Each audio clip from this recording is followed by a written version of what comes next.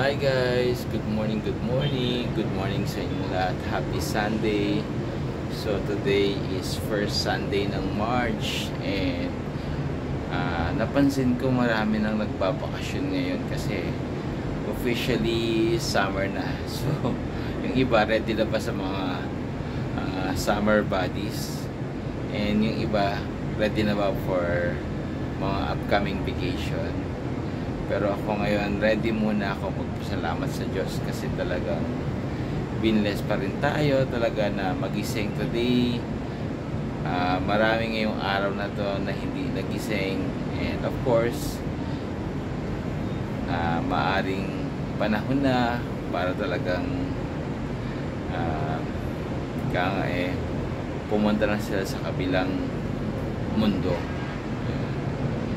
Ayun, dito ako sa balcony at syempre ina-enjoy ko yung mga view. Nagpapasalamat tayo sa Panginoon na kahit paano ngayong araw na to na-bless tayo agad ng unang blessing yung magising ngayon. Ayan. Anyway, papakita ko sa inyo yung view ngayong umaga dito. Ayan, ang ganda.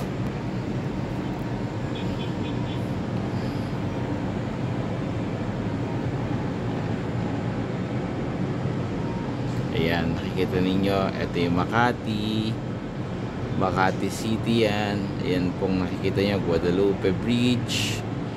Ayan. At makikita nyo yung business center ng Makati. Iusog ko ng konti. Ayan. Dahan-dahan lang. Makikita nyo itong West Rembo. Ayan yung part ng Makati pa rin. Nakikita niyo yung ilog at ayun makikita ninyo ang Bonifacio Global City and ayun yung connecting bridge.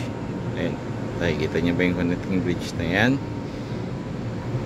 Yun yung tinatawag nilang Kalayaan Bridge. Ayan. Connecting Mandaluyong or mga taga-Pasig para mabilis sila ma-access nila yung BGC. At syempre doon nagbumula yung araw sa Laguna Dibay. Ayan, kung makikita ninyo doon ang sunrise. Napakagandang tignan ng araw. Pag sikat ng araw, ayan, makikita niyo yung dagat Zinongko. Laguna de Bay.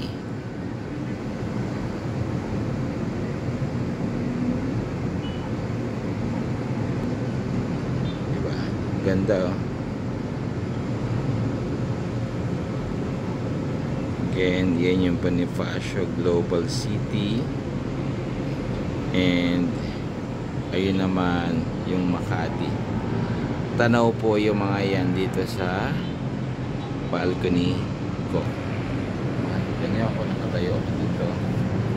Siyempre takot tayo malaglag yung cellphone. Ayan po. Pag dun po ako tumingin, yung Laguna Dibay. Pag dito ako tumingin, yung Bonifacio Global City. At pag dito naman, yung Makati City side. Ayan, hindi lang kita masyadong maliwanag. Yun lang po, and happy and blessed Sunday everyone. Thank you for watching po.